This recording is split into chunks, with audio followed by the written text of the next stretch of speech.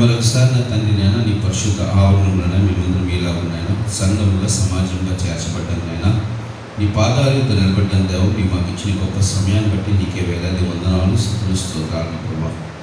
నాయన ఈ 40 దినాల ధ్యాన కొడుకుల్లోనైనా మరి ఒక దినం నాయన నీ వాక్యం యొక్క మేము వచ్చి ఉండగానైనా నీ మాటల ద్వారా మీరు మాతో మాట్లాడిన ప్రభా. ఇదిగో నా ప్రభా నీ శనిలో నిలబడి నన్ను కొట్టువేయడం చేస్తాను నేను అయోగ్యుని అల్పుని అజ్ఞానినైనా ఏ యోగ్యత అర్హతలు లేనివన్న ప్రభా కేవలం నీ ఒక స్కోరుగా పాత్రగా మాత్రమే నిలబడేట్టుగా నన్ను మరి చేసిన ప్రభా. ఈ రాత్రి కాశ్యంలో మాతో మా అందరితో నన్ను మాట్లాడి నీ నామని ఇంకొన్ని మహింపరుచుకొని మా రక్షకుల రానైన ప్రభు యేసుక్రీస్తు దేవుని చిన్న ప్రార్థన విడిపించిన తండ్రి. ప్రేమ దేవ సంఘం మరి హెబ్రీయులకు రాసిన పత్రిక మరి 12వ అధ్యాయాన్ని గడిచిన 3 రోజులుగా మనం జ్ఞాపకం చేసుకుంటున్నాం. మరి 12వ అధ్యాయం యొక్క సారాంశాన్ని మనం మొదటి భాగంలో నేర్చుకున్నాం. హెబ్రీ గ్రంథకర్త మరి విశ్వాసం అనే ఈ పోరాటం ఆత్మీయ జీవితం అనే పరుగు పందెంలో మనం ఏం చేయాలంటే యేసు వైపు చూస్తూ మన పరుగు పందాన్ని ప్రారంభించాలి. అలసిపోకుండా మరి అనేక విషయాలు ఆ మార్గంలో ఆ ప్రయాణంలో ఉన్న అనేక విషయాలు నిర్లక్ష్య పెట్టండి తప్ప దేవుని పట్ల మీరు అలసట చెందకండి, పరిగెత్తండి. ఆత్మీయ జీవితంలో ఉన్న దాచబడి ఉన్న బహుమానాలు పొందుకోవడానికి విశ్వాస జీవితంలో పరిగెట్టాలి అనే విషయాన్ని మనం జ్ఞాపకం చేసుకున్నాం. తదుపరిగా ఆయన ఏమంటున్నాడంటే ఆ విశ్వాస జీవితంలో మనం నడుస్తున్నప్పుడు తండ్రి తన కుమారుని శిక్షించినట్టుగా అనేక సార్లు ప్రభు యొక్క శిక్షకి గద్దింపుకి మనము లోబడే అవకాశం ఉంటుంది. కాబట్టి అట్టి వాటిని మనం ధృవీకరించవద్దు, వాటిని బట్టి మనము విసుక చెందద్దు, కానీ వాటిని మనం లోబడి మనల్ని మనము సరి చేసుకోవాలి. ఎందుకంటే తండ్రి కుమారుని ప్రేమిస్తున్నాడు కాబట్టి, ఆ ప్రేమను బట్టి కుమారుడు మేలు కోరుకుంటున్నాడు కాబట్టి ఆ శిక్ష ఫలం అనేది ఆశీర్వాదకరంగా ఉంటుంది. కాబట్టి ఆయన యొక్క శిక్షని దాని గద్దింపుని ఎప్పుడు కూడా తృణీకరించద్దు అనే విషయాన్ని మనకి జ్ఞాపకం చేస్తున్నాడు. అయితే ఈరోజు చదువుతున్న వాక్య భాగంలో మొదటిగా ఆయన అంటున్న మాట ఏంటంటే ఏదైతే మనకి గడిచిన దినాన ప్రభు మనతో మాట్లాడినాడో ఆ మాటని బలపరుస్తూ ఆయన ఒక మాట అంటున్నాడు. ఏమన్నాడంటే చదవండి మా 12వ వచనం చదువుకుందాం. కాబట్టి ఏంటమ్మా కాబట్టి అంటే ఎందుకు ఈ మాట చెప్తున్నాడంటే కాబట్టి అనే పదం వాడినంటే అది ముందు చెప్పిన మాటలకే అనుసరించి వస్తున్న పదంగా మనం చూసుకోవాలి. ముందు ఏం చెప్పాడు ఆయన? దేవుని యొక్క శిక్ష శిక్ష గద్దింపు అనేది మనకి వస్తుంది. మనం కూడా శ్రమానుభవం గుండా వెళ్ళాలి, మనం కూడా నిందల గుండా వెళ్ళాలి, మనం కూడా అనేకమైన లోటుపాటు గుండా వెళ్ళాలి. కాబట్టి మనం ఏం చేయాలంటే వాటికి లోబడాలి. కాబట్టి తండ్రి శిక్ష మనకు వచ్చినప్పుడు తండ్రి గద్దింపు మనకు వస్తుంది. కాబట్టి అలాంటి పరిస్థితులు వస్తున్నప్పుడు మనం ఏం చేయాలంటే చదువుదాం మాట. కాబట్టి వడలిన చేతులను సడలిన మోకాలను బలపరచుడి. చదవమ్మా. మరియు మరియు కుంటుగాలు వెనకక బావు నిమిత్తము మీ పాదములకు మార్గము సరళము చేసుకొని. ఎందుకు దేవుడు శిక్షిస్తున్నాడు అనే పదానికి మనం గడిచిన దినాన్ని జ్ఞాపకం చేసుకున్నాం. దేవుడి యొక్క శిక్ష అనేది మనల్ని క్రమశిక్షణలో సరైన మార్గంలో నడిపించడానికి. అయితే అలాంటి పరిస్థితులు వచ్చినప్పుడు మనం ఎలా ఉంటామంటే అలాంటి అనుభవాల్లో చెల్లినప్పుడు చాలాసార్లు మనం ఏమవుతామంటే ఆ అనుభవాలను బట్టి మన కాలు చేతులు ఏమవుతాయంటే సడలిపోతాయి. అంటే దాని ఉద్దేశం ఏంటంటే ఏమీ తోచని స్థితిలో మన అయోమయమైన పరిస్థితిలో మనం ఏమవుతుంటే కృంగిపోతూ ఉంటాం, నీరసించిపోతూ ఉంటాం, ఏమి చేయలేని స్థితిలో ఉంటాం. అని అదే అంటున్నాడు. కాబట్టి మీరు ఎటువంటి పరిస్థితులు వచ్చినప్పుడు ఏం చేయాలట? మీ కాళ్ళను సడలిన చేతులను వడలిన చేతులను సడలిన మోకాలను ఏం చేసుకోవాలట?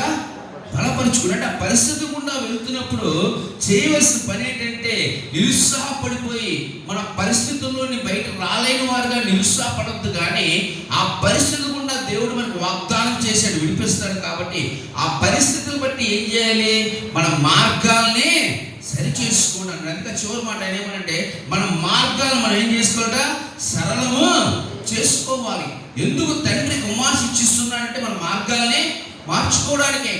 ఆయన మనం తిట్టాడని మనం మూల కూర్చుంటే సరిపోదు.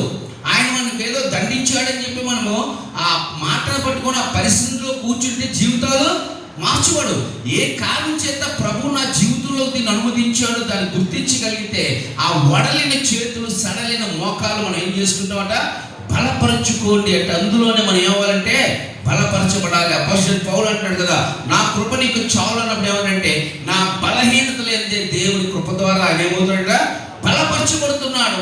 ఆయనకి శ్రమ వచ్చింది, శ్రమను బట్టి కృంగిపోవట్లేదు, శ్రమను బట్టి నీరసించిపోవట్లేదు, శ్రమను బట్టి తన పందాన్ని ఆపట్లేదు, కానీ ఆ బలహీనతలోనే తాను ఏం చేస్తున్నట్టే బలపరుచుకుంటున్నాడు. ఆయన ఎందుకు వచ్చిందో అర్థం చేసుకోలేడు. ఆయన నేను ఒకవేళ అతిశయిస్తానేమో, నా భక్తిని బట్టి నా జీవితం అక్కడ అతిశయించిపోతానేమో, దేవుడు నాకు పెట్టుకుంటాడేమో, సరే ఉన్నాయి నష్టమేముంది అనుకున్నాడే తప్ప ఆ వచ్చిన దాన్ని బట్టి ఆయన అక్కడ తన జీవితాన్ని ఆపుకోలేదు.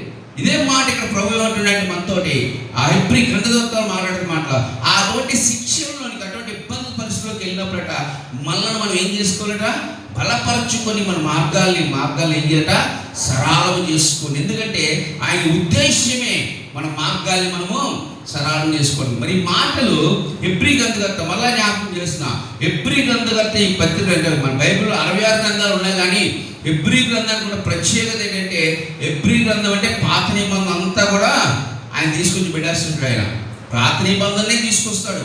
అది వరకు వారు ఎన్న మాటల్ని ప్రవక్తల ద్వారా, కీర్తనకారుల ద్వారా దేవుడు మాట్లాడిన మాటల్ని ఆయన బయలుపరుస్తూ ఆ మాటల ద్వారా ఏం చేస్తాడంటే హెబ్రీలైనా బలపరుస్తుంది. ఇప్పుడు మనం ఏదైతే చదువుకున్నామో ఆ మాటలు ఇదివరకే దేవుడు తన ప్రజలతో మాట్లాడి ఆ మాటలు ఇక్కడ గ్రంథకర్త రాస్తారు. చూడండి, యెషయా రాసిన గ్రంథము 35వ అధ్యాయం, యెషయా రాసిన గ్రంథము 35వ అధ్యాయం 3-4 వచనాలు. అమ్మా ఏదమ్మా, సడలిన చేతులను తొట్టిల్లో మోకాళ్ళు ఏం చేయాలట, చదవమ్మా. తత్తరిల్లు హృదయముతో ఏమన్నారట, ఇట్లనండి, భయపడక ఎలా ఉండాలటండి, అంటే వడలిన చేతులు సడలిన కాళ్ళు ఏం చేస్తున్నాయి, మన హృదయాల్ని ఏం చేస్తున్నాయి, తత్తరిల్లేటట్టుగా చేస్తుంటాయి, ఆందోళన గురి చేస్తుంటాయి. అయితే దేవుని వాక్యం అక్కడ అంటుంది, అటువంటి పరిస్థితుల్లో మీరు ఏం చేయాలట చెప్పడమ్మా, ఏమన్నాడైనా, భయపడక ధైర్యము తెచ్చుకోండి, భయపడక ధైర్యము తెచ్చుకోండి. ఇప్పుడు అదే మాటని హెబ్రీ గ్రంథకర్త మరలా ఇంకోసారి ఆ హెబ్రీలకు వస్తున్న శ్రమలను బట్టి, వారు ఎదుర్కొంటున్న ఇబ్బందులను బట్టి, వారు సడలిపోతున్నారు, వారు తమ మార్గాల్ని విడిచిపెడుతున్నారు, కాబట్టి వారు సరైన మార్గంలో ఉండడానికి ఆయన ఏమన్నాడు, అయ్యా మీరు పరిస్థితులను బట్టి మీరు సడలిపోతున్నారయ్యా, మార్గాలు విడిచిపెట్టేస్తున్నారు, కానీ మీరు ఏం చేయాలి, ధైర్యంగా ఉండి అందులో మీరు ఏమవాలి, బలపడాలి, మీ మార్గాలు సరి చేసుకోండి తప్ప దేవుని మార్గాన్ని మీరు విడిచిపెట్టకనే ఆయన హెచ్చరిక చేస్తున్నాడు. చేస్తూ చదవడం నెక్స్ట్ వచనాలు జాగ్రత్త అండి. ఇప్పుడు ఈ సమస్యలన్నీ ఎందుకు వచ్చాయి, మనకి పరుగు పందెంలో ఉన్నాం ఏమండి, ఇప్పుడు ఆ బండి వచ్చాం, పరుగు పందెం ఉన్నాం, ఏసు వైపు చూస్తూనే వెళ్తున్నాం, ఓపికగా పరిగెడుతున్నాం, అలసిపోకుండా వెళ్తున్నాం. ఈ ప్రయాణంలో కొన్నిసార్లు ఏం పొందుకుంటున్నాం, మనము శ్రమానుభవాల్ని పొందుకున్నాం, తండ్రి ద్వారా పొందుకుంటున్నాం.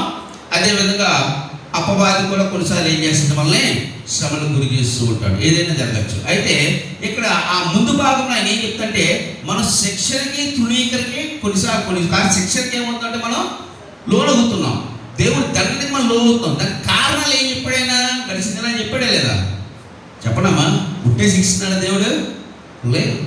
అసలు ఇలాంటి పరిస్థితి రావడానికి కారణం ఏంటి, శిక్షకు గురవడానికి కారణం ఏంటి, మన వల్లేనా లేదా ఉట్టాయని శిక్షిస్తున్నాడా, ఉట్టినంటే కొన్నిసార్లు ఏంటి, మన విశ్వాసాన్ని బలపరచు. మిగతా సందర్భాల్లో ఆయన గద్దించడానికి శిక్షించడానికి కారణం ఏంటంటే మన అవివేకము అనాలోచన కార్యాలను బట్టి, మనం చేసిన పాపపు పనులను బట్టి, అవును కదా. ఇప్పుడు ఏమన్నాడంటే, ఈ కార్యాలు జరగడం బట్టే కదా ప్రభువుని శిక్షిస్తున్నాడు, మీరు బలపరుచుకొని ఏం చేయాలి, అవి జరగకుండా మీరు ఏం చేయాలంటే జీవితాలని మార్చుకోవాలి. అలా మార్చుకోవాలంటే ఎలా బ్రతకాలో ఇప్పుడు ఏం చేస్తారంటే ఆ 14 నుంచి 17 వరకు కొన్ని హెచ్చరికలు ఏం చేస్తారంటే మనకి చేస్తున్నారు. అందులో మొదటి హెచ్చరిక చదువు 14 వచనం, అందరితో సమాధానమును, అందరితో సమాధానాన్ని పరిశుద్ధత కలిగించుటకు.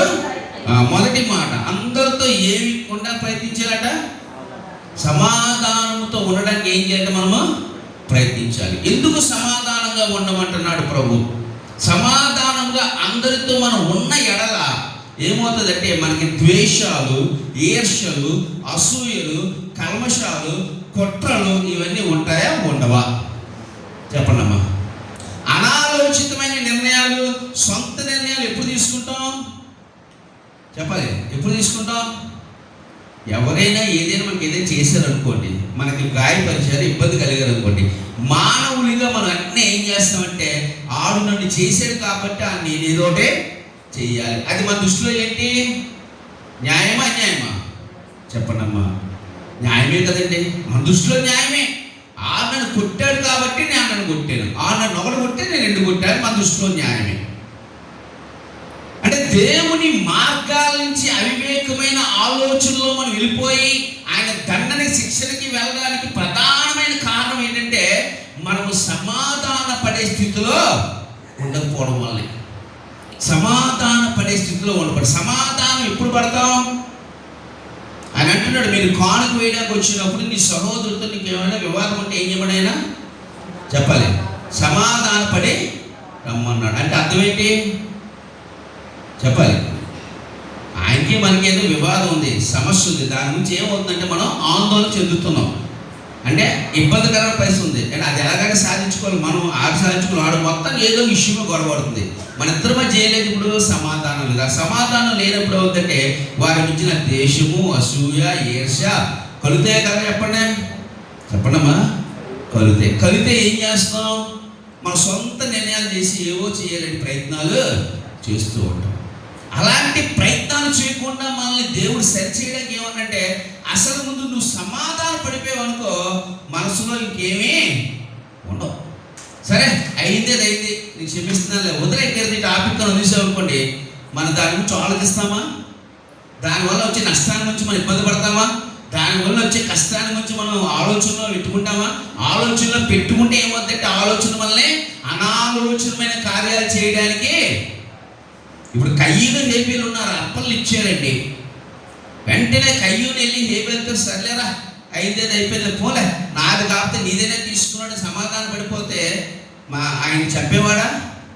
ఎందుకు చెప్పాడంటే నాదెందుకు తీసుకోలేదు, ఆడిదెందుకు తీసుకున్నారు, నాదెందుకు అంగీకరించదు, ఆయన నాకన్నా ఉన్న గొప్ప ఏంటి, నాకన్నా చేసి మంచి ఏంటి, నన్ను ఎందుకు చేయలేదు, వాడిని ఎందుకు చేశాడంటే సమాధాన పడవలసిన స్థానంలో ఏం చేస్తుంటే దాన్ని వివాదంగా మార్చుకున్నాడు. ఆ వివాదం ఏం చేసిందంటే ఆయన మార్గాన్నే మార్చేసింది. కాబట్టి దేవుడు వాక్యం అంటుంది, మీరు అందరితో సమాధాన పడటానికి ప్రయత్నించేది.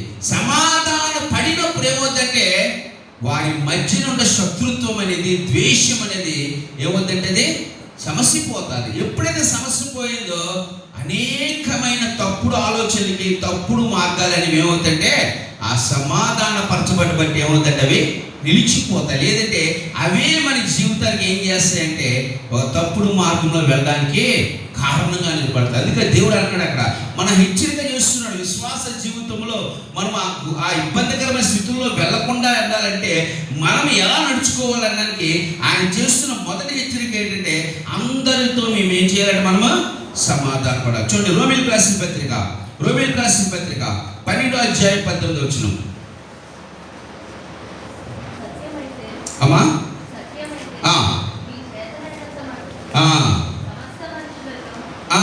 సత్యమైతే నీ చేతనైనంత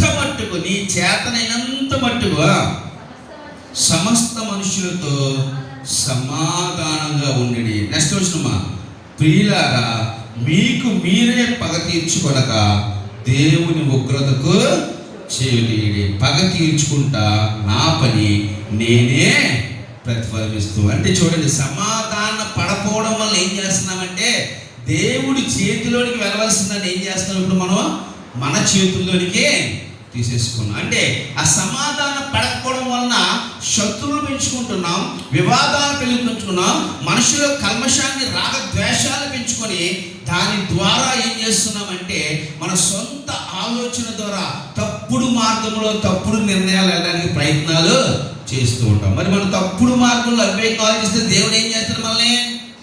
చెప్పండమ్మా. తండ్రి కుమారుని ఏం చేస్తాడు? కొడతాడు. ఆ దెబ్బలు తినకుండా ఉండాలంటే ఆయన అంటున్నాడు, ముందు మీరు చేయవలసిన పని ఏంటంటే మనుషులు అందరితో అంటున్నాడు ఆయన. మనుషులందరూ అంటే క్రైస్తవులతోట, విశ్వాసులతోట, అందరితో కూడా ఎలా ఉండాలంటే ఆయన చూడండి. ఎఫెసీయులకు రాసిన పత్రిక 4:3. ఎఫెసీయులకు రాసిన పత్రిక 4:3. అమ్మా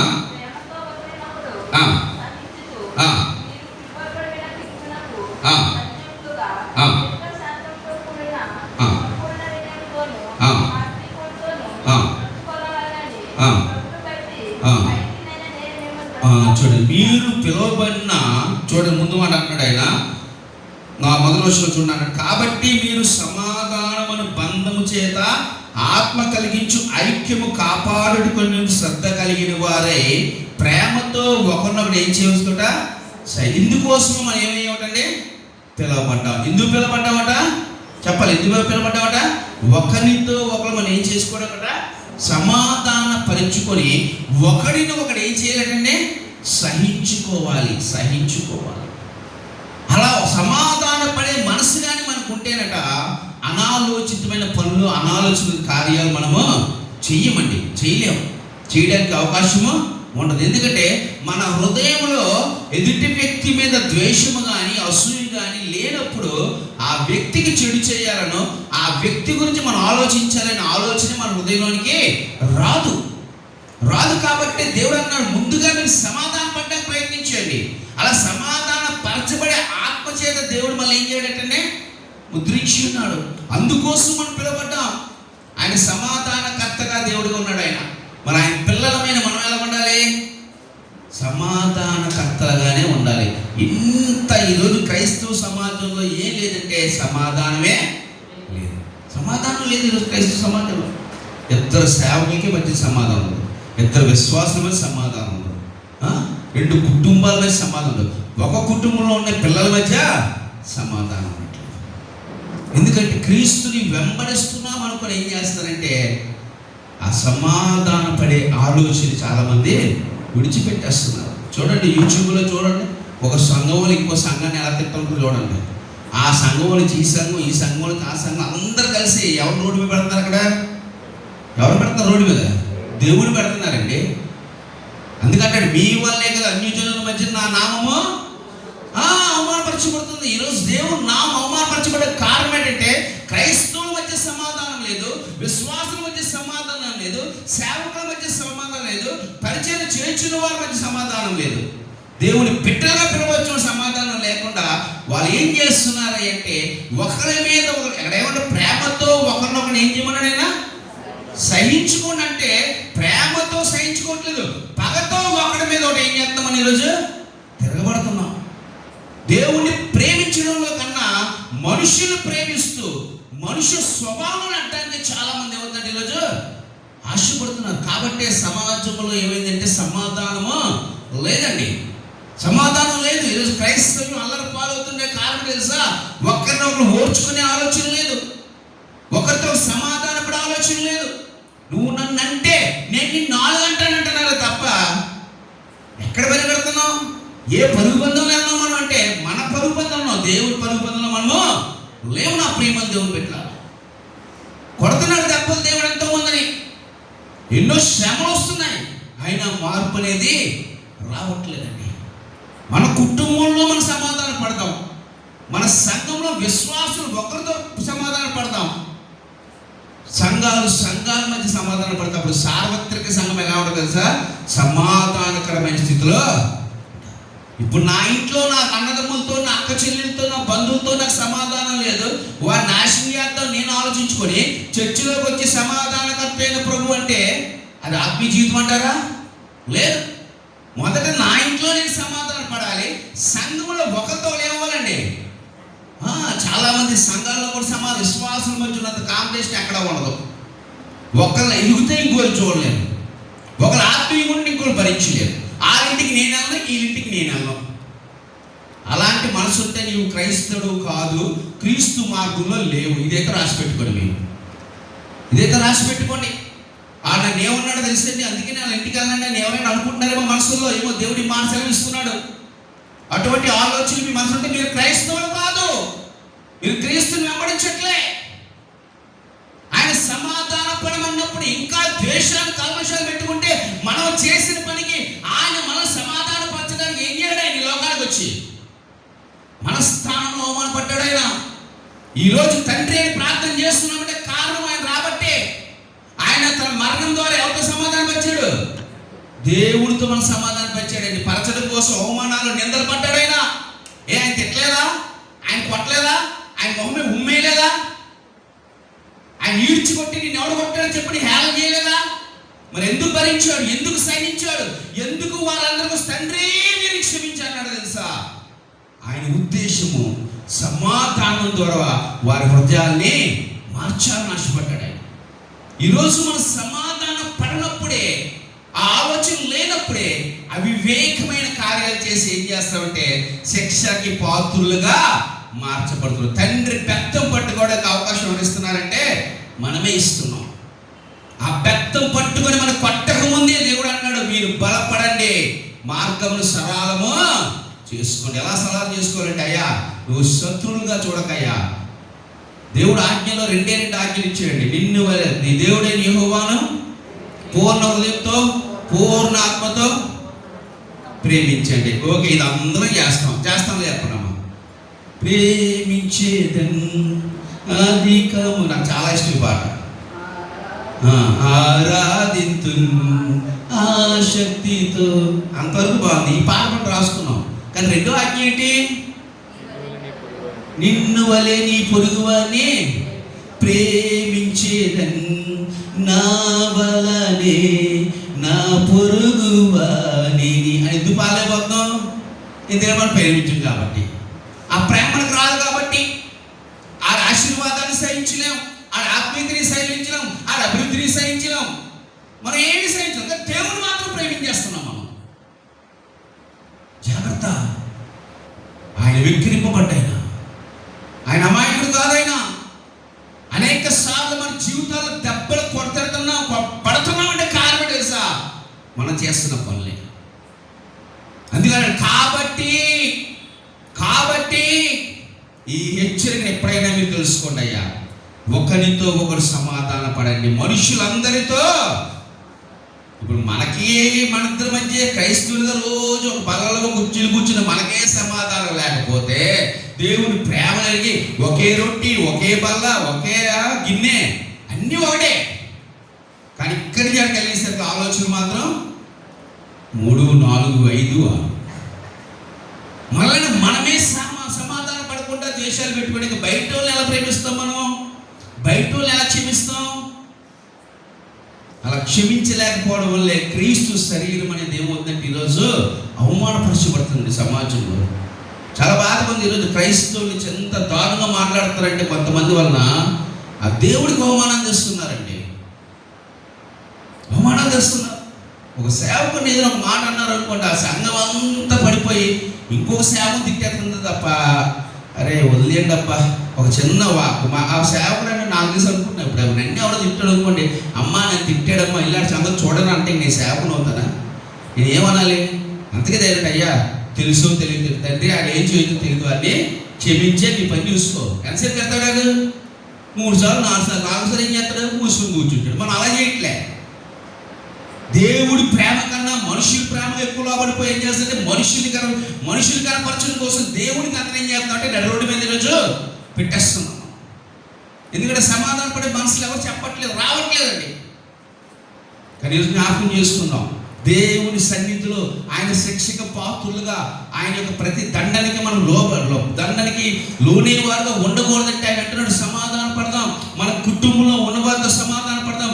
రెండవదిగా మన సంఘంలో తోటి విశ్వాసులతో సమాధాన పడదాం. మరియు మూడవదిగా విశ్వాసులుగా దేవుని ఎరగని వారితో సమాధాన పడదాం. అప్పుడు మనం క్రీస్తు సువార్త ఎక్కగలంటే అన్యజనుల హృదయం వరకు వెళ్తాది. ఆనాటి ఆది అపోస్తుల సమాధానం పడ్డారు కాబట్టేనండి ఈరోజు మన చేతిలో దేవుడి వాక్యం ఉంది. ఆయన వాక్యం ద్వారా మనందరం ఏంటంటే రక్షించబడి ఉన్నాం. ఆయన చెప్తున్న మొదటి మాట, అందరితో సమాధాన పడండి. అలా సమాధాన పడడం వలన ఆ తండ్రికి శిక్షకు లోనయ్యే ఆ దెబ్బలు పడే జీవితాన్ని ఏం చేయొచ్చంటే మనము దూరం చేసుకోవచ్చండి. రెండో మాట అన్నాడు, నెక్స్ట్ 14వ వచనం, అందరితో సమాధానమును పరిశుద్ధత కలిగి ఉండుటకు ప్రయత్నించు. రెండోది ఏమంటే పరిశుద్ధత కలిగి ఉండుటకు ప్రయత్నించు. లేవీకాండం 11 అధ్యాయం. లేవీకాండం 11 అధ్యాయం. దేవుడు ఇజ్రాయెల్ ప్రజలు బయటికి తీసుకొస్తూ మొదటిగా ఆయన అన్న మాట ఇది. లేవీకాండం 11 అధ్యాయం వార్త అంటున్న ఒక మాట. 11 అధ్యాయం 45 చదువు. నేను మీకు దేవుణ్ణి ఉండుటకు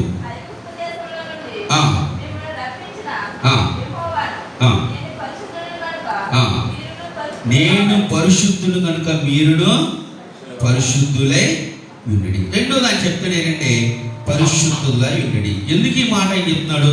నేను మనం జ్ఞాపకం చేసుకున్నాం. తండ్రి కుమారుని శిక్షించడానికి మొదటి కారణం ఏంటండి? అవివేకపు ఆలోచనల వల్ల దెబ్బతింటున్నాం, అంటే దెబ్బలు పడుతున్నాయి మనకి. రెండోది ఎందుకంటే అమ్మా రెండోది ఎందుకమ్మా? నేను 3 మాటలు విన్నా, మర్చిపోయారా? పాపం చేయడం ఒకటి, అవివేకమైన నిర్ణయాలు, అనాలోచన నిర్ణయాలు దెబ్బలు తింటున్నాం. రెండోది ఏంటి? పాపము చేయటం వల్ల. సో ఇప్పుడు పాపం చేయటం వల్ల దెబ్బలు తింటున్నాం కాబట్టి ఆ దెబ్బలు తినకుండా ఉండాలి. ఏం చేయాలి? పరిశుద్ధతగా ఉండడానికి ప్రయత్నము చేయండి. ప్రభు చెప్తున్న మాట అంటే ఆయన శిక్ష నుంచి మనం దూరం కావాలి, సరైన మార్గం ఉండాలంటే ఆ బాధ నుంచి, ఆ ఇబ్బంది నుంచి మనం దూరపరచడానికి ఎలా బ్రతకాలో కూడా ఏం చేస్తాడు? హెచ్చరికల్ని ఇస్తున్నాడు. మొదటిగా సమాధాన పడమన్నాడు. రెండో మాట ఏమన్నాడండి? పరిశుద్ధత కలిగి ఉండుటకు ఏం చేయమన్నాడు ఆయన? ప్రయత్నించండి. ఎందుకు ఈ మాట ఆయన అంటాడంటే చూద్దాం. మొదటి యోహాను రాసిన పత్రిక మొదటి అధ్యాయం మొదటి యోహాను రాసిన పత్రిక 8వ వచనం.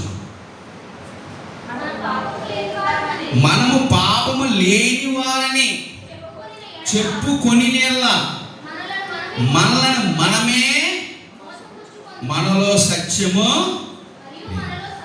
మనలో ఏముందట అంటే ఇక్కడ వాక్యం మీద అంటే ఆయన మాట అంటున్నాడు. అక్కడ చూడండి, ఎబ్రిల్ అనుకోండి, ఆయన మీరు పరిశుద్ధులుగా ఉండుటకి ఏం చేయమన్నాడు ఆయన? ప్రయత్నం చేయండి. అంటే 100% 100% మన దేవుడి వలె పరిశుద్ధులుగా ఉన్నామంటే లేవు. అది వాక్యమే చెప్తుంది. యోహాను పత్రికలో భక్తుడైన యోహాను అంటాడంటే ఏమంటాడు?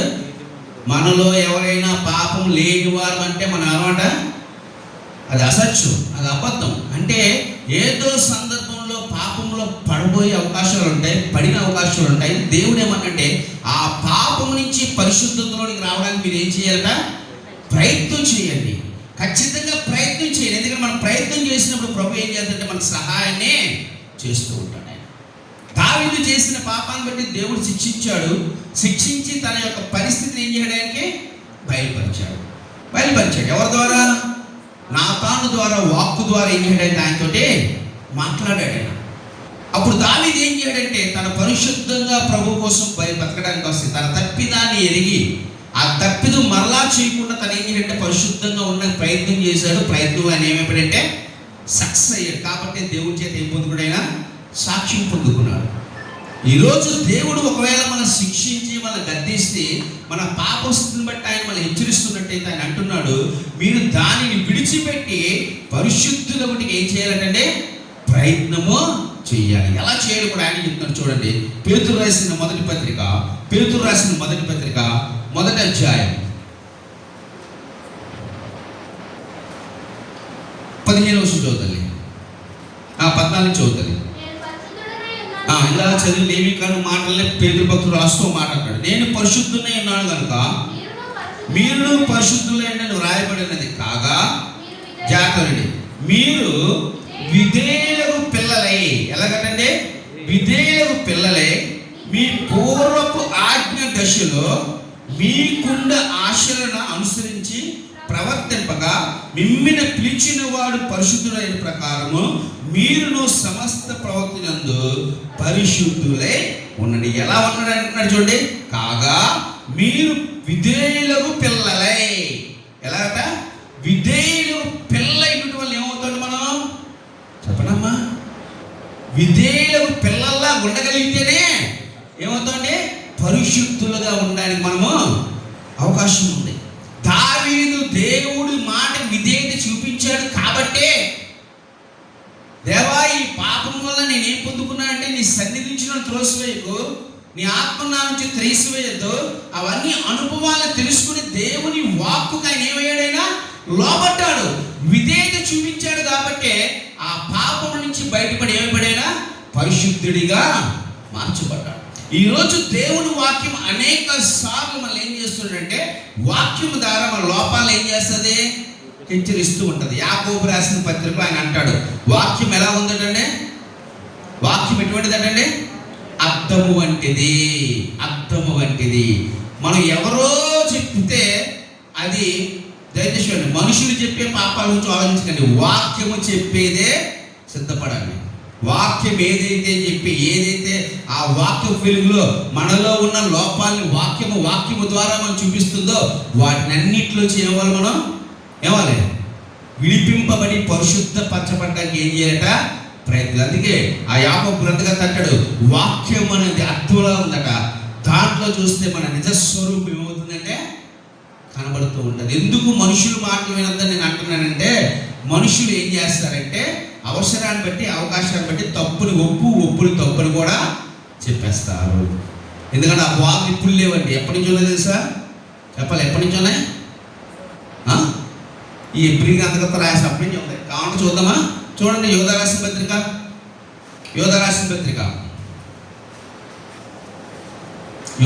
బ్యాంక్ అంటే ముందు ఉంటుంది. యోధ రాసిన పత్రిక 2:3 చదవమ్మా.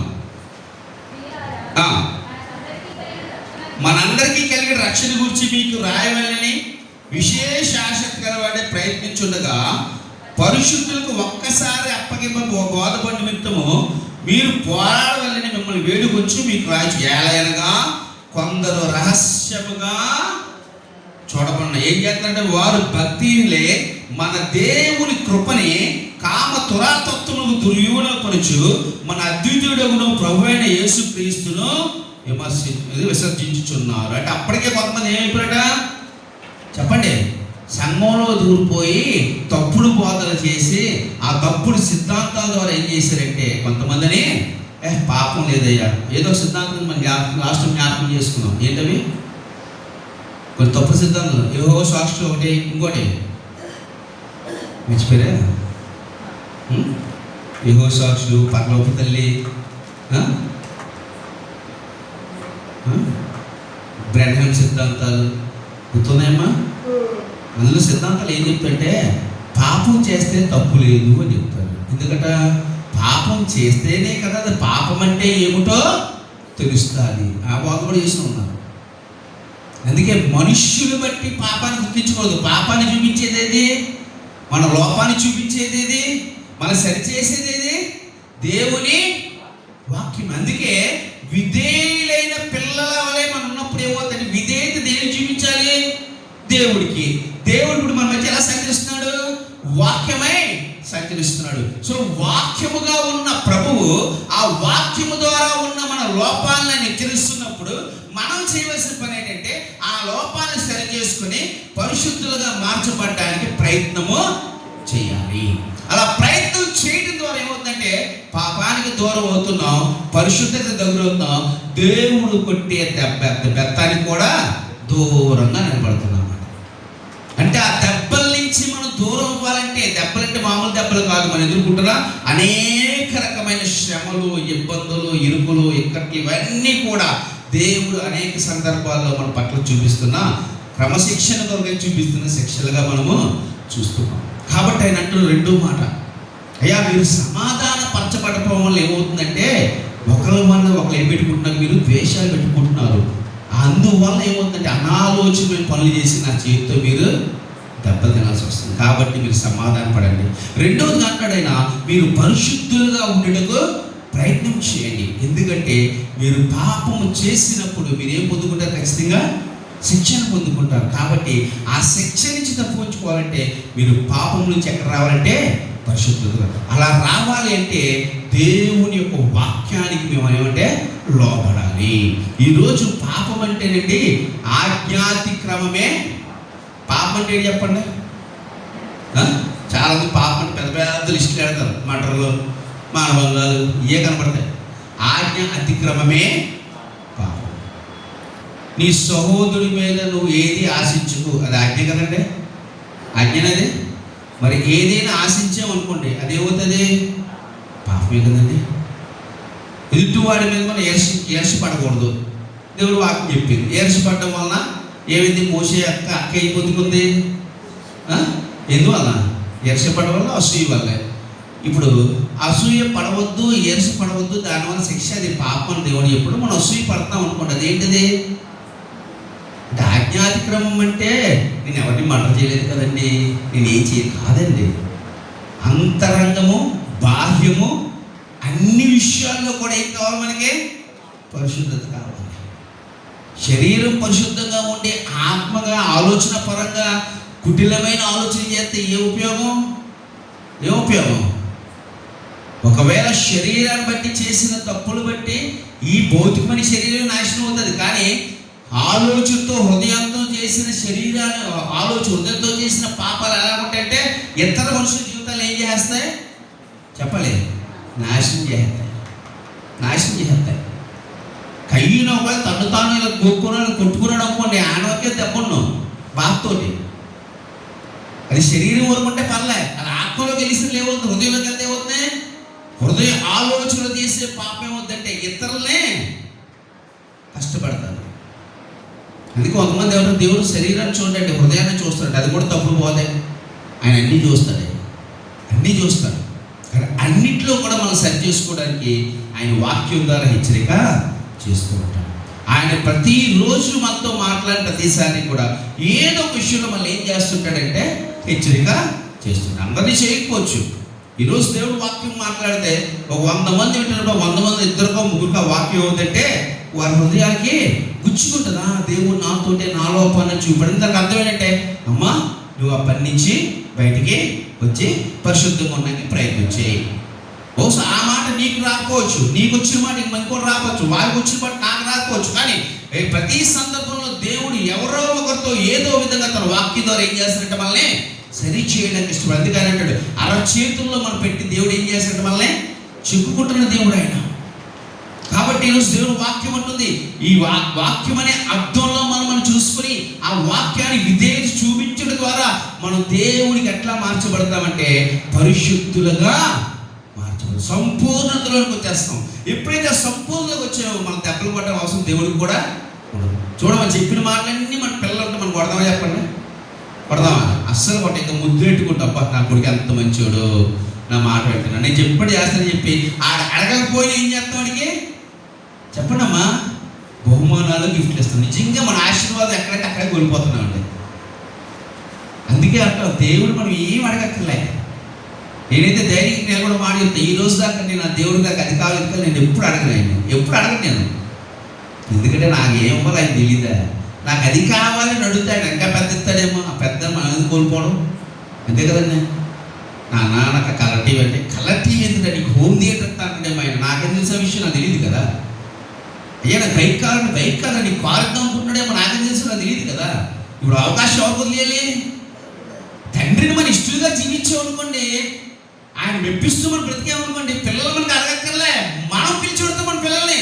ఒరే ఆయనకి ఏదో కొనాలనిపిస్తుందిరా, ముచ్చటేస్తుంది మా అబ్బాయిని చూస్తే, మా అమ్మాయిని చూస్తుంటే ఏదో చేయాలి, అది అడక్క ముందే వారి కోసం చేయాలని మనసు వస్తుంది మనకి. ఈరోజు ప్రభు కూడా అనగంటున్నాడు, ఆయన సమస్తాన్ని సమకూర్చి మన అవసరాలు మనకంటే ముందుగా ఎరిగిన వాడు. అయితే కొన్నిసార్లు అవసరాలు ఎందుకు తీర్చట్లేదంటే మనలో మార్పు లేదు కాబట్టే.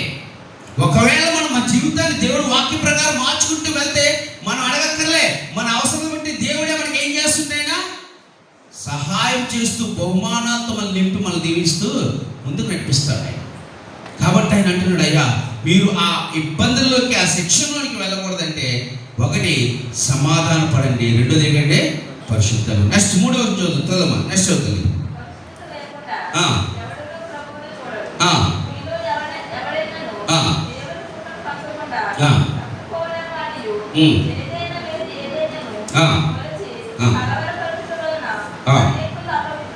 చూడండి, చేదైన వేరే ఏదైనా మొలచి ఏం చేస్తుందట, ఇందాక చెప్పాను కదా, చేదైన వేరు ఏంటి, ఆల్రెడీ సంఘంలోనికి వచ్చింది. చేసేది వేరు ఏంటది? తప్పుడు బోధలు, తప్పుడు సిద్ధాంతాలు, తప్పుడు పరిచర్యలు. ఇవేం చేస్తున్నాయంటే సింపుల్గా సంఘాన్ని ఏం చేస్తున్నాయంటే పాడు చేస్తుంది అనమాట. అలాంటివి ఏవైనా వచ్చి మిమ్మల్ని పాడు చేస్తుందని ముందుగానే ఏం చేస్తుంటే మళ్ళట హెచ్చరిక. ఆ రోజు వాళ్ళని మనం కూడా హెచ్చరిక చేస్తున్నాం. ఒకటి, మీరు సమాధాన పడండి. రెండు, మీరు పరిశుద్ధంగా ఉండడానికి ప్రయత్నించండి. నెక్స్ట్ 3వ మాట చెప్తారు చూడమ్మా. ఒక పూట కూటి కొరకు భ్రష్టతో విచారే ఉండునేమో అని జాగ్రత్తగా, అంటే భ్రష్టమైన జీవితం ఒకవేళ వస్తుందేమో జాగ్రత్తగా చూసుకోండి అంటాడు. భ్రష్టమైన జీవితం అంటే మన విశ్వాసాన్ని మనమే భ్రష్టపరుచుకునే పరిస్థితులు వస్తున్నాయేమో ఒకసారి మనం ఏం చేయాలట చూసుకోండి అంటాడు. 3వ జాగ్రత్తగా. అందుకు ఉదాహరణగా ఎవరు చెప్తున్నాడైనా? యాషావు చెప్తున్నాడు. యాషావు ఏం చేశాడండి చెప్పాలి. యాషావు ఏం చేశాడు? చదువుతారా? చదివి ఆదికాండం ఆయన అడుగుదాం. మీరు అందరూ ఆలోచిస్తున్నారు ఆయన ఏం చేశాడో. ఆదికాండం 25వ అధ్యాయం 29 చదవమ్మా.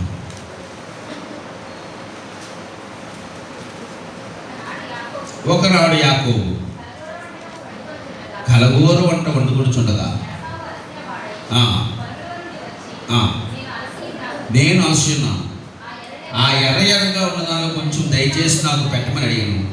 అందుచేత అతని పేరు ఏదో మనమన్ను. అందుకు యాకోబు, నీ జ్యేష్ఠత్వం నేడు నాకిమ్మని అడుగగా యాసావు, నేను చావబోచున్నాను కదా, జ్యేష్ఠత్వము నాకెందుకనేను. అతడు యాకోబుతో ప్రమాణం చేసి అతని జ్యేష్ఠత్వం నమ్మివేయగా యాకోబు ఆహారముకు చిక్కుడుకాయల వంటకమును యాసావుకి ఇచ్చిన. అతడు తిని త్రాగి లేచిపోయాను. అట్లు యాసావు తన జ్యేష్ఠత్వమును తృణీకరించెను. దీన్ని దేంతో పోలుస్తున్నాడంటే భ్రష్టత్వంతో పోలుస్తున్నాడు. తృణీకరింపబడిన విశ్వాస జీవితంతో పోలుస్తున్నాడు. అటువంటి జీవితం లేకుండా సరి చేసుకున్నాడు. యాకోబుకి 2 కుమారులు,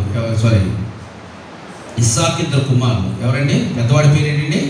యాసావు. రెండోవాడి పేరు యాకోబు. ఆనాడు దినాల్లో పెద్ద కుమారుడికి ఏంటంటే జ్యేష్ఠత్వం అంటే ఏంటంటే అన్నిటికన్నా ఎక్కువ ఆశీర్వాదాన్ని పొందుకునే యోగ్యత ఉండేది. జ్యేష్ఠత్వం, మొదటి సంతానం, అది దేవుడికి ప్రతిష్ఠించబడిందిగా ఉంటుంది. అంతేకాదండి, ఆస్తుపాస్తు విషయంలో అన్ని విషయాల్లో కూడా ఆ జ్యేష్ఠుడైన వాడు ఏంటంటే బహుగా దీవించబడే స్థాయిలో ఉండేవాడు. అయితే ఒక దినాన ఆహారం కోసం, ఆకలి కోసం యాసావు ఏం చేయడంటే చిక్కుడుగాయ కూర కోసం, ఏం కూరది? చిక్కుడుగాయ కూర కోసం ఏం పీసాడట? జ్యేష్ఠత్వం అనిపించాడు. యాకోబు చాలా తెలివైనది. కూర పోతే పోయింది, ఏమొచ్చిందానికి? అందుకే యాకోబు ఇశ్రాయేలుగా మార్చబడ్డాడు. ఎలా మార్చబడ్డాడండి? ఇశ్రాయేలుగా, జనాంగానికి తండ్రిగా మార్చబడ్డాడండి. మరి యాసావు ఎందుకు కోల్పోయాడంటే కేవలం భౌతికమైన ఆహారం కోసము, భౌతికమైన కొద్ది నిమిషాల యొక్క ఆ తృప్తి కోసము, కొద్ది నిమిషాలు తన ప్రాణాన్ని కాపాడడం కోసము, శారీరకమైన వాటి కోసం ఏమవుతుండైనా జ్యేష్ఠత్వం కోల్పోయాడు. ఆ చివరిలో ఆయన యాకోబు దీవిస్తాడు. 27వ అధ్యాయంలో కూడా దీవిస్తుంటాడు. ఆయన దీవించాడు. ముందుగా యాకోబు దీవిస్తే తర్వాత యాసావు వచ్చాడు. నాన్న, నా కోసం ఒక్క దీవెనైనా లేదా, నా కోసం ఒక్కటైనా లేదంటే లేదయ్యా, మొత్తం నీ సహోదరుడే తీసుకొని. ఏం కోల్పోయాడంటే దేవుని యొక్క ఆశీర్వాదాన్ని కోల్పోయాడు. ఈరోజు ఆ యాసావుతో ఎవరు పోలుస్తున్నాడు ఆయన? మనలో కొంతమంది సమాధానం లేక దెబ్బలు పడుతుంటే, మరికొంత పరిశుద్ధి లేక దెబ్బలు పడుతుంటే, మరికొంతమంది ఏం చేస్తున్నారంటే యాసావు వంటి స్వభావంతో తమ విశ్వాస జీవితాన్ని భ్రష్టత్వంలోనికి తీసుకుపోతున్నారు. యాసావు ఆహారం కోసం తీసుకుపోతే మనం ఏం చేస్తున్నామంటే డబ్బు, ధనము, పేరు, ఘనత ఇలాంటి వాటి కోసం ఏం చేస్తుంటే దేవుణ్ణే విడిచిపెట్టేస్తున్నారు చాలామంది. ఇలాంటి వాటి కోసం దేవుని చాలామంది విడిచిపెట్టేస్తున్నారు. అందుకే అంచె దినాల్లో ఎలా ఉంటుందంటే ఆయన అన్నాడు కదా, ముద్రలు వేస్తాడని. నెక్స్ట్ పరీక్షలు ఉంటాయి, భయంకరమైన పరిస్థితులు వస్తాయి. క్రైస్తవుడు అంటే నీకు అది ఉండదు, క్రైస్తవుడు అంటే నీకు ఇది ఉండదు, క్రైస్తవుడు అంటే నీకు అది రాదు అన్నప్పుడు అప్పుడు దేవుడు కావాలంటే యాసావులాగా ఆ కూరగాయ కోసం ఈ భూమి బతకడం కోసం ఆ దేవుడు వద్దులేరా చచ్చిందంత పనులకు వెళ్తాం లేదా ఎవడ తెలుసులే కానీ ముందు భూమి బతికితే చాలురా నాయనని భ్రష్టత్వంలో ఏం చేస్తామంటే మన జీవితాన్ని వదిలేసుకుంటున్నాం. చాలామంది వదులుకున్నారట. అందుకే ఎప్పటికీ వారితో పోలుస్తున్నట్టు ఆయన యాసావు వలే తన జ్యేష్ఠత్వాన్ని వదులుకొని దేవుడి ఆశీర్వాదాలు కోల్పోయినట్టుగా లోకానుసారమైన లోక సంబంధమైన వాటి కోసము, లోకంలో బ్రతకడానికి కోసము, ఏమి తిందుమా ఏమి త్రాగుదామా ఎలా సుఖిద్దామా ఎలా నేను దీవించబడదామని భౌతికమైన ఆశీర్వాదాల కోసము ప్రభువుని విడిచిపెడితే అది భ్రష్టత్వము. అది భ్రష్టత్వము. మత్తయి సువార్త 6వ అధ్యాయం చూడండి. మత్తయి సువార్త 6వ అధ్యాయంలో విషయాన్ని ప్రభు చెప్తా అంటాడు ఆయన. మత్తయి సువార్త 6వ అధ్యాయం, మత్తయి సువార్త 6వ అధ్యాయం 19వ వచనం.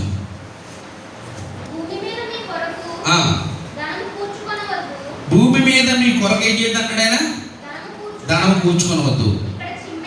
ఇక్కడ చిమ్మటయు తుప్పు తినివేయను, దొంగలు కన్నం వేసి దొంగలేను. పరలోకమందు మీ కొరకు ధనము కూర్చుండి అచ్చట చిమ్మటైను తుప్పైను దానిని తినివేయదు, దొంగలు కన్నము వేసి దొంగలు. నీ ధనం ఎక్కడ ఉండును అక్కడే నీ హృదయము ఉండు. నీ ధనం ఎక్కడ ఉంటుందో అక్కడే. చాలా మంది ధనం కోసం మరి దేని తమ్మాడండి యోధ చెప్పాలి. వెళ్ళి బేరం పెట్టుకున్నాడట. ఎన్ని? 30 వెండి నాణ్యాలు. మరి నాకేం ఇస్తావు, ఏం కావాలి? 30 వెండి నాణ్యాలు. సరే ఓకే, డీల్ అగ్రిమెంట్. ఎవరిని కోల్పోయాడైనా అంటే అక్కడ యోధా చేసేటట్టు లేఖన ప్రకారం చెయ్యాలి కాబట్టి చేసేది, వేరే విషయం అనుకోండి. ఆ తర్వాత కూడా నేటి సమాజంలో అనేక మంది ఏంటంటే లోకానుసారమైన ఆశీర్వాదాల కోసం, లోకానుసారమైన దేవుడి కోసం ఏం చేస్తారంటే ప్రభువుని వదిలిపెట్టేస్తున్నారు, విడిచిపెట్టేస్తున్నారు. చాలామంది విడిచిపెట్టేస్తున్నారు. ఈరోజు ధనం మీద, ఘనం మీద, లోకానుసారమైన హెచ్చింపు మీద ఉన్న ఆ శ్రద్ధ దేవుడి మీద చాలామందికి క్రైస్తవ సమాజం ఉండట్లేదండి. అస్సలు ఉండట్లేదు. చాలామంది జీవితాలు ఉండట్లేదు. కనబడుతున్నారు వారు చాలామంది. కానీ ఒక దినాన కానీ దేవుడట అది గొర్రెల్ని మేకల్ని పక్కన వరిచినట్లుగా నెక్స్ట్ గోధుమ నుంచి రాళ్ళు ఏరినట్టుగా జల్లెడి పడుతుంటాడండి. ఆ రోజు ఏమవుతారంటే చాలామంది రాలిపోతూ ఉంటారు. యాసావులంతా ఆ క్రైస్తవ జీవితాన్ని, ప్రభువుకి ఇచ్చిన జీవితాన్ని మనుషుల కొరకు, లోకం కొరకు, లోక సంబంధమైన వాటి కోసము, లోక సంబంధిత ధనం, లోక సంబంధిత భవనాల కోసము, లోక సంబంధిత ధనం కోసము, బంగారాల కోసము, పేరు కోసము, ప్రతిష్ఠ కోసము, వ్యక్తుల కోసము క్రైస్తవ్యాన్ని, క్రీస్తు యొక్క కృపని విడిచిపెట్టిన వారందరూ కూడా ఏమవుతారంటే ఆ రోజు భ్రష్టులే తీసివేయబడతారు. అలా ఉండకుండా ఏం చేయమంటాడంటే ఆయన జాగ్రత్తగా చూసుకోండి, జాగ్రత్తగా చూసుకున్నాను. వస్తాయి అంచె దినాల్లో దేవుడు కొరకు సమస్తాన్ని కోల్పోవడానికి సిద్ధపడిన వాడే నిలబడతాడు. ఇదైతే వాస్తవం అండి. ఏదైనా కోల్పోవచ్చు. మత్తయి సువార్త ప్రభు మాట అంటారు ఆయన, నా నిమిత్తము నీ తల్లినైనా తండ్రినైనా. దీని గురించి చాలామంది మాట్లాడతారు. అంటే దేవుడు తల్లిదండ్రులు కూడా తీయమన్నాడు, ఇలాంటి వాడు దేవుడు అని మాట్లాడే చాలామంది ఉంటారు. ఆయన తల్లిని తండ్రిని వదలమల్లే, బిడ్డలను వదలమని చెప్పలే. కానీ ఆయన కొరకు నువ్వు బ్రతకడానికి అడ్డంగా వచ్చిన ఎవరినైనా సరే విడిచిపెట్టాల్సిందే. విడిచిపెట్టడం అంటే దేవుడి మీదే మొదటి ప్రేమనే పెట్టాలి. యాకోబు ఏం చేశాడండి? ఇస్సాకును ప్రేమించాడు. కానీ ఇస్సాకునే బలి కోసం వచ్చినప్పుడు ఆయన ప్రేమ ఎవరి మీద ఉంది? దేవుడి మీద ఉంది తప్ప ఇస్సాకు కోసం దేవుడిని ఆయన. ఈరోజు మనం ఉండగలుగుతున్నామా? ఉండట్లే. చాలా ఉండట్లేదండి, ఉండలేకపోతున్నారు. పిల్లల పెళ్ళిళ్ళ కోసము, పిల్లల ఉద్యోగాల కోసము, పిల్లల భవిష్యత్తుల కోసము, లేకపోతే ఇంకేవో వచ్చే రాయితీల కోసమో, లేకపోతే ఇంకేదో వచ్చే ధనం కోసమో, దేనికోసమో క్రైస్తవ్యాన్ని ఇష్టానుసారంగా వాడేసుకుంటున్నారు చాలామంది. అవసరమైనప్పుడు హల్లెలూయా, అవసరం లేనప్పుడు నేను ఎవరో తెలియదయ్యా. అదే క్రైస్తవం అయిపోయింది. ముసుగు వేసుకొని క్రీస్తుని అవమానపరుస్తున్నారు చాలామంది. కానీ దేవుడు అన్న ఒక దినాన యాసావు జ్యేష్ఠతో అమ్ముకున్నట్టుగా నీ ప్రభుని దేని కొరకైనా విడిచిపెట్టావా దానిని బట్టే శిక్ష. అది మామూలు శిక్ష కాదండి, అది నిత్య జీవాన్ని కోల్పోయే శిక్ష. మిగతా దప్పులైతే చిన్న చిన్న దప్పులే, కానీ దాని వల్ల వచ్చే భయంకరమైన తీర్పు చాలా భయంకరం. ఎందుకంటే అది మన దేవుని కృపని, ఆయన కృపను మనం ఏం చేస్తున్నామంటే తృణీకరిస్తున్నాం అంటున్నాడు ఆయన. అలాంటి అలాంటి వారు ఉన్నారేమో నాకు భయం వేస్తుంది. అదే మాట అంటాడైనా. అలాంటి చేటు వచ్చేసింది, అది వచ్చి అనేకలు పాడు చేస్తుంది ఆ బోధల ద్వారా. కాబట్టి వాటి కొరకు మనం నమ్ముకోవద్దు. దేని కొరకు మన ప్రభువుని విడిచిపెట్టద్దండి. అవసరమైతే ప్రభు కోసం అన్నీ కూడా విడిచిపెట్టడానికే సిద్ధపడాలి. ఆయన కొరకు దేన్నైనా విడిచిపెట్టాలి. అది మనుషులైనా, ధనాన్నైనా, ఆసుపాసులైనా, పేరునైనా, లేకపోతే మనకు కలిగిన హోదానైనా, మనకు ఏదైతే నడిపిస్తున్న ఆధారాన్నైనా, దేన్నైనా అవసరమైతే ప్రభు కోసం మనం ఖచ్చితంగా విడిచిపెట్టాల్సిందే. ఎందుకంటే ఆయన కన్నా ఎక్కువ ఈ లోకంలో మనకి ఏది లేదు. ఒకవేళ వాటిని పొందుకుంటే ఈ లోకంలో ఆ యాసవలో బ్రతకగలుగుతాం, కానీ పరలోకానికి వెళ్తామని వాగ్దానం పొందుకున్న యాకోబులాగా మనము వెళ్ళలేము. ఏమో మనం నేర్చుకున్నాం విశ్వాసంలో. అబ్రహాం, ఇస్సాకు, యాకోబు ఏ వాగ్దానం కోసం వెళ్ళారంటే వాళ్ళు కానాన్ కోసం వెళ్ళారా? లేదు, పరలోక సంబంధమైన దేశం కోసం, వాగ్దానం కోసం వారు వెళ్ళామన్న. అందుకే దేవుడు వారిని అబ్రహాం, ఇస్సాకు, యాకోబు దేవుళ్ళు అన్నారు. యాసావు అయితే ఆ కొన్ని దినాలు భూమి బతికినంత కాలం బహుశా ఆ రోజు తినడం వల్ల బతికాడేమో, కానీ మరలా చనిపోయాడు ఆయన. కానీ యాకోబు అయితే ఏం పొందుకుంటే దేవుడి యొక్క ఆశీర్వాదాన్ని పొందుకున్నాడు. ఈరోజు యాషావు వల్లే ఈ లోక సంబంధమైన వాటి కోసం మనం ప్రభువుని విడిచిపెట్టకుండా మనం ఏం చేయాలంటే జాగ్రత్తగా చూచుకోండి. మనం జ్ఞాపకం చేసుకున్నాం. 3వ దెబ్బ దేవుడు ఎప్పుడు కొట్టాడే అంటే, సద్భక్తితో మనం బ్రతకాలనుకున్నప్పుడు ఏమొస్తాయట? శ్రమలు వస్తాయి. యోబు గారు చక్కగా ఉన్నాడు. ఏ పట్టుకుపోయాడు దేవుడు? పిల్లల్ని తీసుకెళ్ళిపోయాడు, ఇల్లు తీసుకెళ్ళిపోయాడు, అన్నీ తీసుకెళ్ళిపోయాడు. కానీ యోబు మనసు మార్చగలిగాడా? ఏమన్నాడు? పోనీ అబ్బా, దేవుడు ఇచ్చాడు, దేవుడు.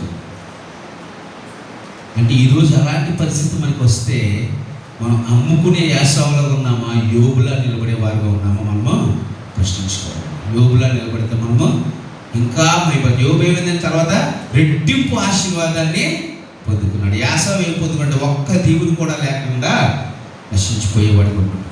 కాబట్టి ఈరోజు దేవుడు వాక్యం ఉంటుంది, దేని కొరకు మన క్రైస్తవ జీవితాన్ని, మన విశ్వాసాన్ని మనము విడిచిపెట్టద్దు. దేనికోసం మన క్రైస్తవ విశ్వాసాన్ని తక్కువ చేయద్దు. దేనికోసం మన క్రైస్తవ విశ్వాసాన్ని తృణీకరించద్దు.